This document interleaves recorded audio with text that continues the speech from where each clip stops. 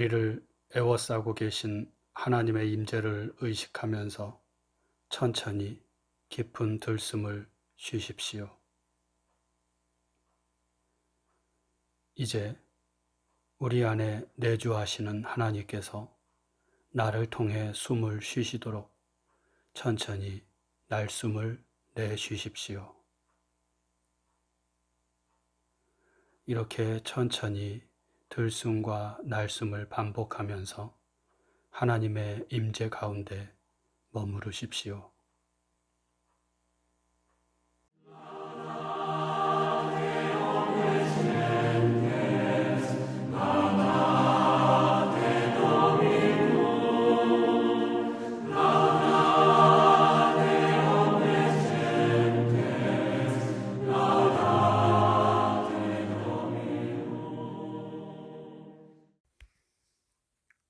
오늘 우리에게 주시는 하나님 말씀은 요한복음 13장 34절, 35절 말씀입니다. 이제 낭독합니다. 하나님 말씀에 경청하십시오. 새 계명을 너희에게 주노니 서로 사랑하라. 내가 너희를 사랑한 것 같이 너희도 서로 사랑하라. 너희가 서로 사랑하면 이로써 모든 사람이 너희가 내 제자인 줄 알리라. 주신 말씀을 잠시 묵상합니다.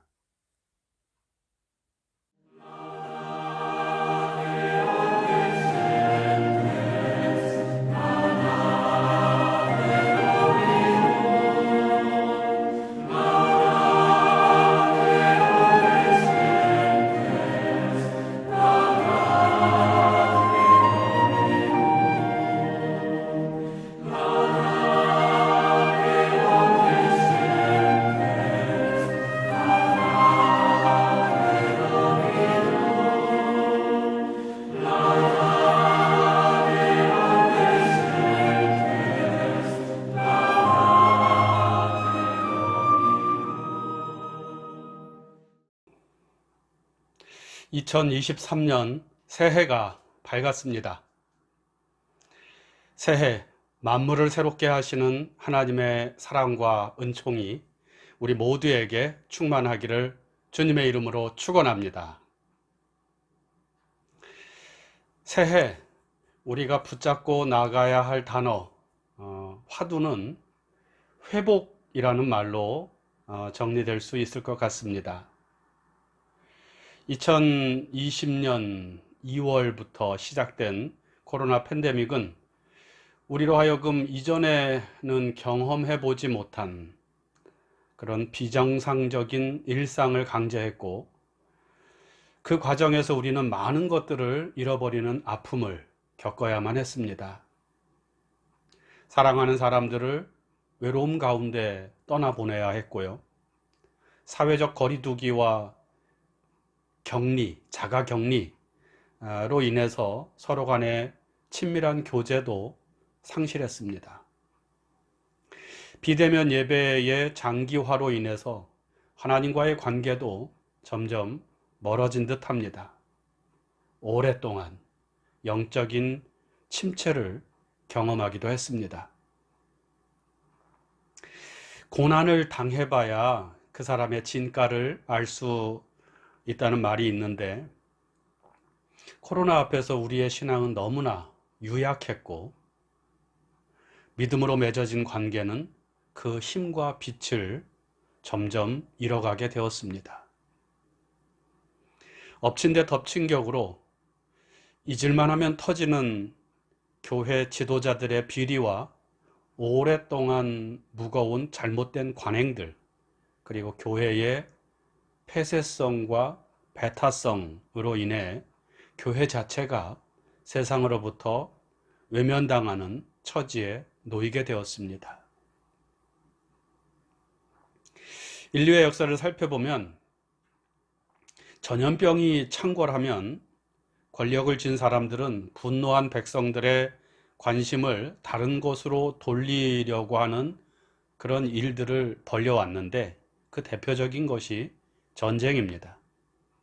사람들의 분노와 불만을 외부의 공동의 적들을 공격함으로 풀어버리게 하는 것입니다. 러시아 우크라이나 전쟁이 그 예라고 할 수 있고, 대만을 둘러싼 중국과 미국의 갈등도 그러한 예라고 할 수 있습니다. 그리고 지금 한반도에서 벌어지고 있는 대결과 적대 국면도 이러한 통치 전략과 무관하지 않아 보입니다. 하여 우리는 코로나로 인해서 잃어버린 평화를 다시 회복해야 하는 과제를 안고 있습니다. 기후 위기 상황은 점점 더 그 심각성을 더해가고 있습니다. 이상 고온의 산불, 그리고 요즘은 이상 한파까지 우리가 살고 있는 지구촌은 지금 심한 몸살을 앓고 있는 중입니다. 사실 코로나 바이러스가 퍼지게 된 것도 따지고 보면 인간의 무한 탐욕과 이윤만을 추구하는 자본주의의 브레이크 없는 질주로 인해서 시작된 것입니다. 사람들이 자꾸만 동물들의 서식지를 침탈하게 되면서 서식지를 잃어버린 동물들이 인간과 접촉을 하면서 그 동물들에 붙어 있는 바이러스가 인간에게 옮겨온 것이죠. 얼마 전 TV 다큐멘터리에서 슬쩍 봤는데, 지금과 같이 지구 온난화가 지속되면 북극의 빙하가 녹게 되고, 그러면 그 속에 몇만 년 동안 갇혀 있었던 인간에게는 아주 치명적인 신종 바이러스가 퍼져나와서 현재의 코로나 팬데믹을 능가하는 대혼란의 상황이 펼쳐질 것이라고 과학자들은 예견을 합니다. 지구온난화, 기후위기로 무너져가는 지구 생태계를 다시 회복해야 하는 과제도 우리에게 있습니다. 태초에 하나님이 천지를 창조하시니라. 성경의 맨 처음 구절입니다.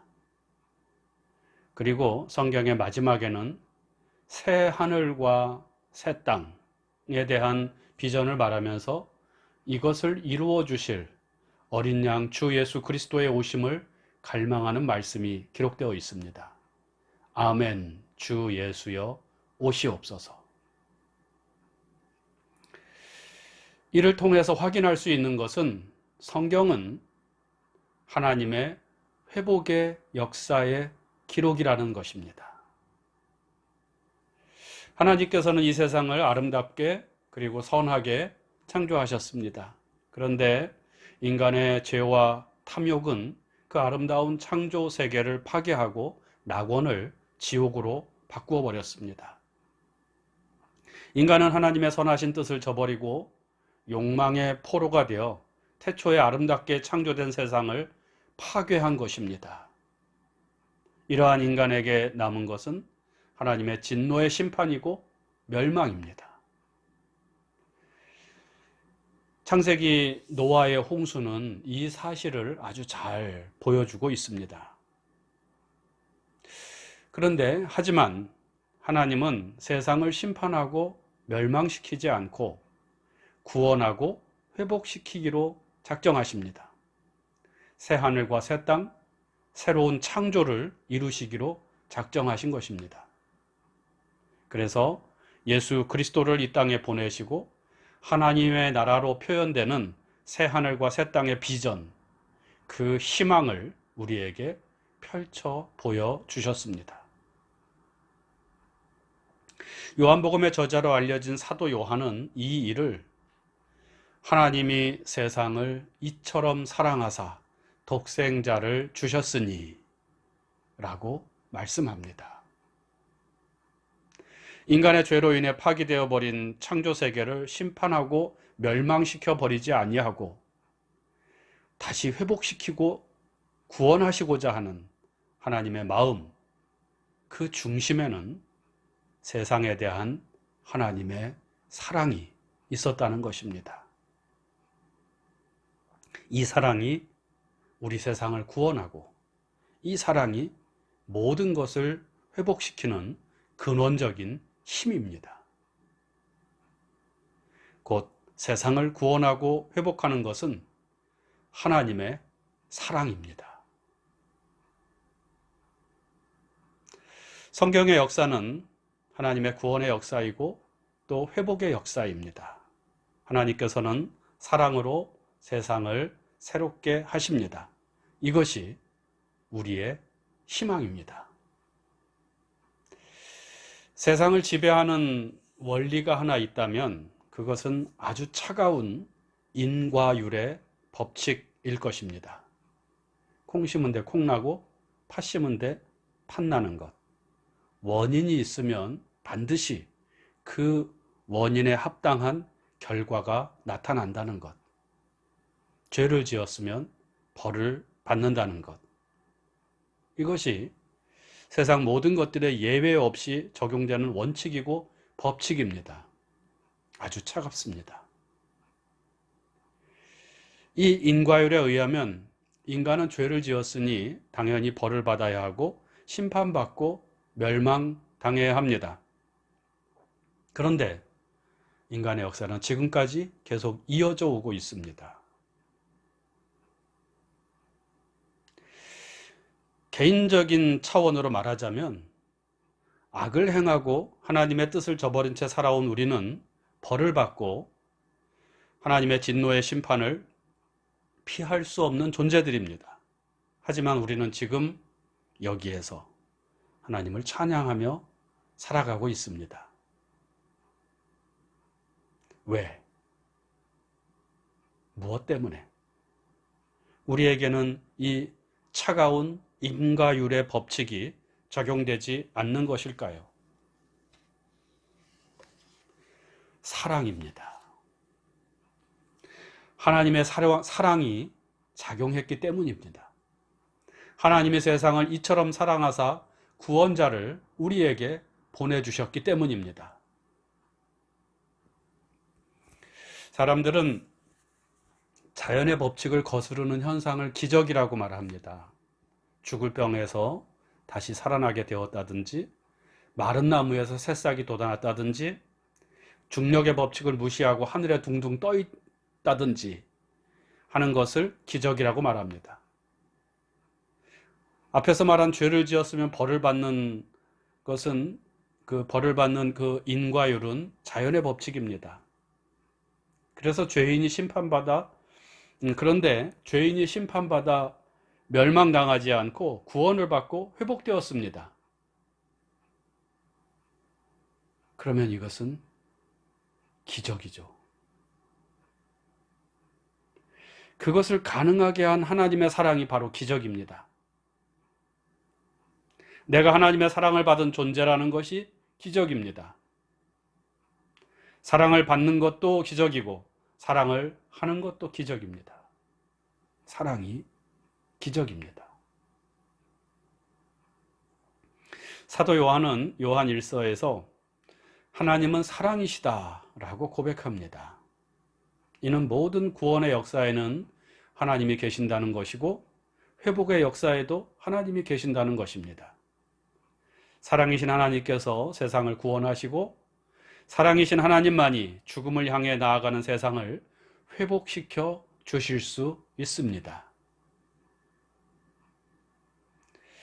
이 땅에 구원자로 오신 예수께서는 마지막 순간이 다가오자 세상에 남겨질 제자들에게 말씀하십니다.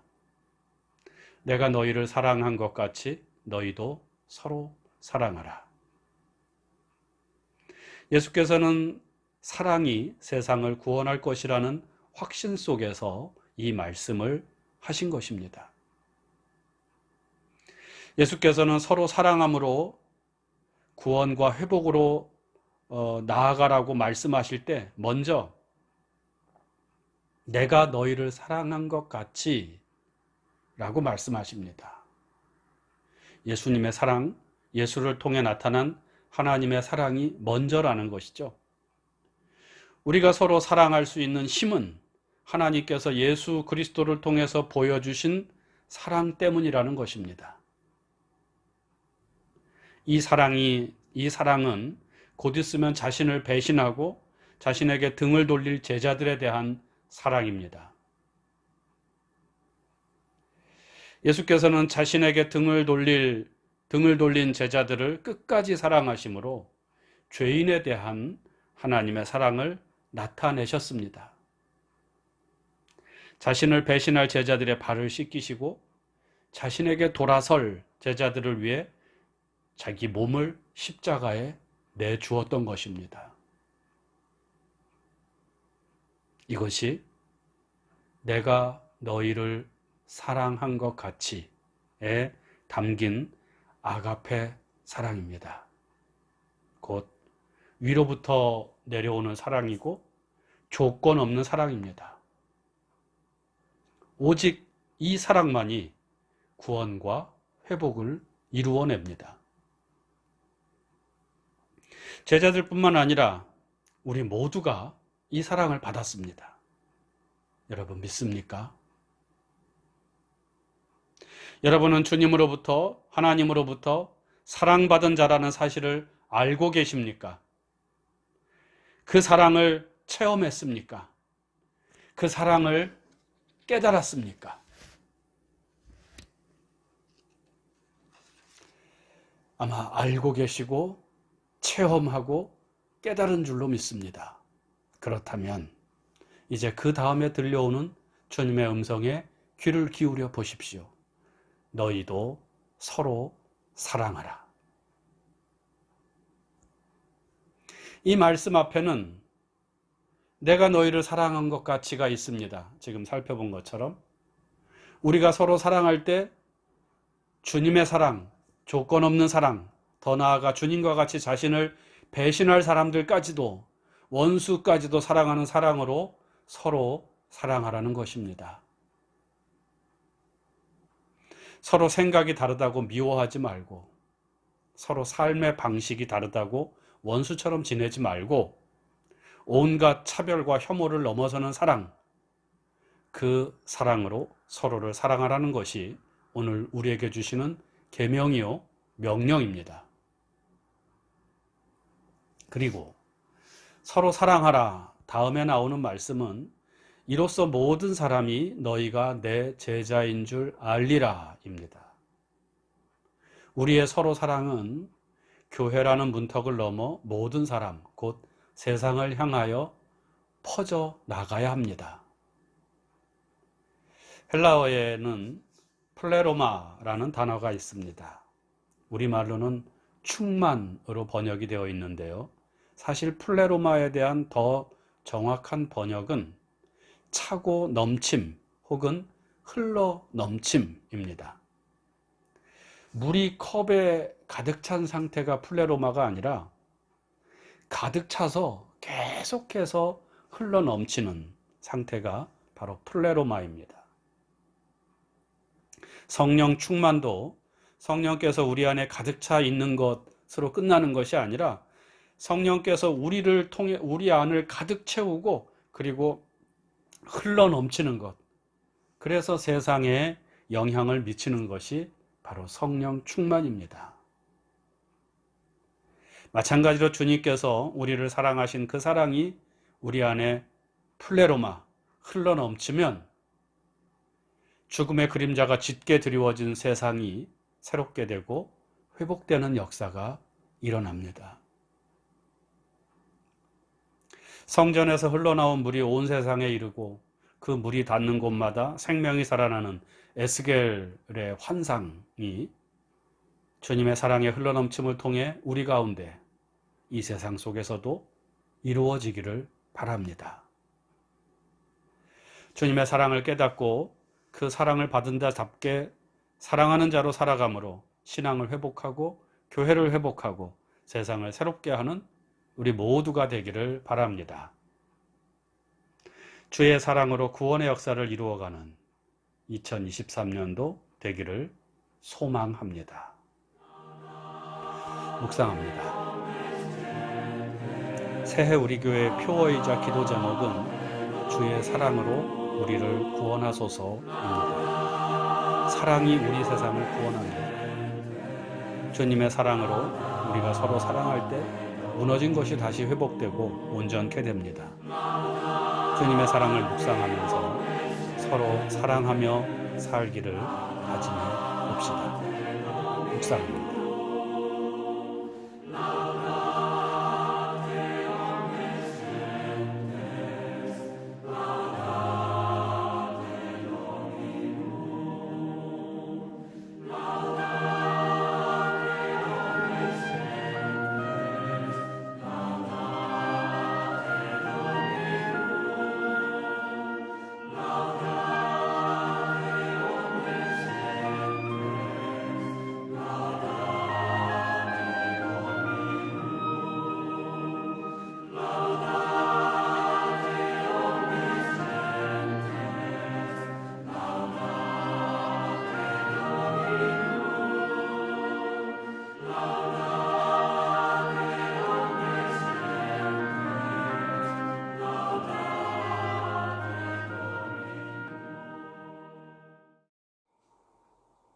다 같이 주님께서 가르쳐 주신 기도를 드립니다. 하늘에 계신 우리 아버지, 아버지의 이름을 거룩하게 하시며 아버지의 나라가 오게 하시며 아버지의 뜻이 하늘에서와 같이 땅에서도 이루어지게 하소서. 오늘 우리에게 일용할 양식을 주시고 우리가 우리에게 잘못한 사람을 용서하여 준 것 같이 우리 죄를 용서하여 주시고 우리를 시험에 빠지지 않게 하시고 악에서 구하소서. 나라와 권능과 영광이 영원히 아버지의 것입니다. 아멘.